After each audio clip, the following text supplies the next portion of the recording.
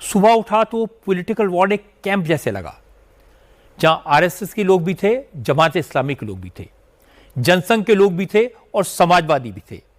हर विचारधारा के, हर धर्म के, मजहब के लोग थे। लेकिन जेल में बाहर क्या हो रहा है इसके बारे में कुछ पता नहीं था। जितनी जानकारी मुझे थी, मुझसे बार बार यह पूछा जा रहा था, क्योंकि लोगों ने बताया कि जेल में खबरें यह आ रही थी कि सबको एक दिन पानी के जहाज में बिठाकर समुद्र में डुबा दिया जाएगा। कुछ लोगों के पास यह खबर आई थी कि जेल में बंद लाखों लोगों को साइबेरिया ले जाकर रेगिस्तान में छोड़ दिया जाएगा। बाहर की दुनिया में क्या हो रहा है यह किसी को पता नहीं था। जब मार्च में इमरजेंसी खत्म हुई, सब लोग जेल से बाहर आए, इंदिरा गांधी ने चुनाव का ऐलान कर दिया था। पहला सवाल यह था, क्या जनता 19 महीने की सेंसरशिप के बाद, सिर्फ दूरदर्शन देखने के बाद, सिर्फ रेडियो सुनने के बाद सब कुछ भूल गई होगी? क्या पब्लिक मीटिंग करेंगे तो लोग आएंगे? चौधरी चरण सिंह के पास इसकी जिम्मेदारी थी। उन्होंने तय किया कि पहली मीटिंग कॉन्स्टिट्यूशन क्लब के एक कमरे में कर ली जाए। फिर उत्साह हुआ तो तय हुआ कि यह मीटिंग कॉन्स्टिट्यूशन क्लब के लॉन में होनी चाहिए। फिर दिल्ली के दो लीडर, कंवरलाल गुप्ता और मदन लाल खुराना, उन्होंने कहा कि हमने पब्लिक का जोश देखा है, हम लोग को लेकर आएंगे, हमने सपोर्ट देखा है, हमें रामलीला मैदान में एक पब्लिक मीटिंग करनी चाहिए और सारे बड़े नेताओं को उसको एड्रेस करने के लिए बुलाना चाहिए।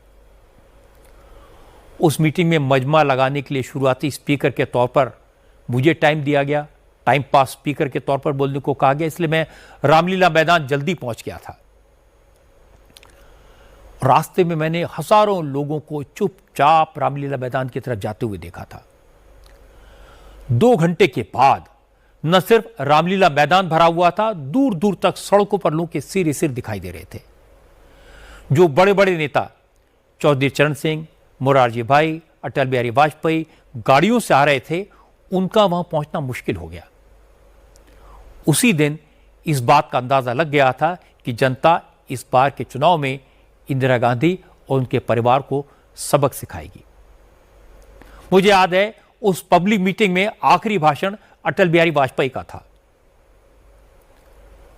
और उन्होंने कहा, मुद्दतों के बाद मिले हैं दीवाने, कहने सुनने को हैं बहुत से अफसाने, खुली हवा में जरा सांस तो ले लें, कब तलक रहेगी आजादी कौन जाने। जैसे उनका वाक्य खत्म हुआ, 2 मिनट तक तालियां बजती रही। लोग नारा लगाने लगे, अटल बिहारी बोल रहा है, इंदिरा शासन डोल रहा है। और एक बात मुझे यह भी याद आ रही है कि इस मीटिंग में लोग न पहुंचे, कम लोग आए, इसलिए दूरदर्शन ने उस मीटिंग के टाइम पर सुपरहिट फिल्म बॉबी दिखाने का फैसला किया था। बॉबी दिखाई जा रही थी, लेकिन लोग जयप्रकाश नारायण, मोरारजी भाई और अटल बिहारी वाजपेयी को सुनने के लिए रामलीला मैदान में आए और रामलीला मैदान में इतिहास रचा गया। कुछ ही महीने बाद जब चुनाव हुए तो इंदिरा गांधी रायबरेली और संजय गांधी अमेठी से हार गए। पूरे उत्तर भारत में कांग्रेस का सफाया हो गया। जिस दिन नतीजा आया उसके अगले दिन रामलीला मैदान में फिर रैली हुई और यहां भी जनता का उत्साह देखने वाला था। देश में जो कुछ हुआ उसे केवल चुनाव नहीं कह सकते।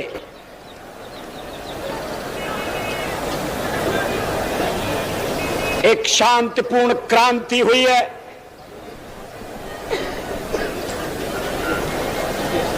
लोक शक्ति की लहर ने लोकतंत्र की हत्या करने वालों को इतिहास के कूड़ेदान में फेंक दिया है।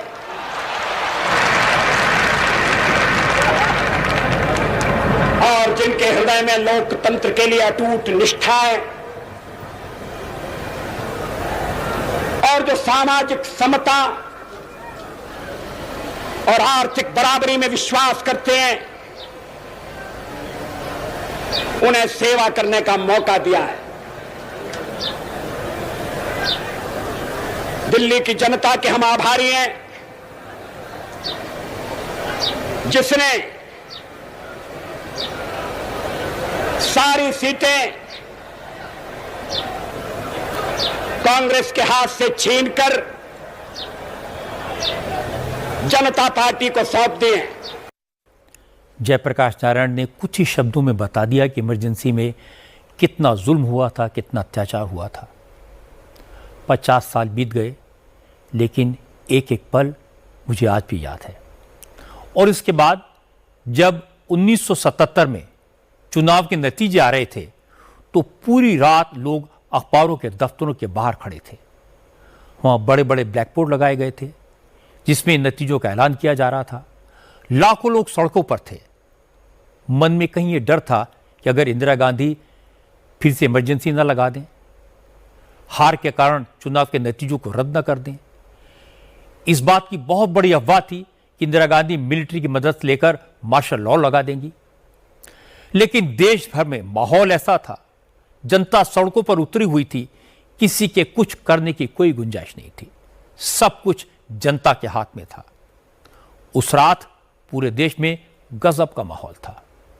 जब जनता पार्टी की सरकार बनी तो उसकी पहली जिम्मेदारी यह थी, संविधान में ऐसा बदलाव किया जाए कि कोई कभी देश में इमरजेंसी न लगा पाए।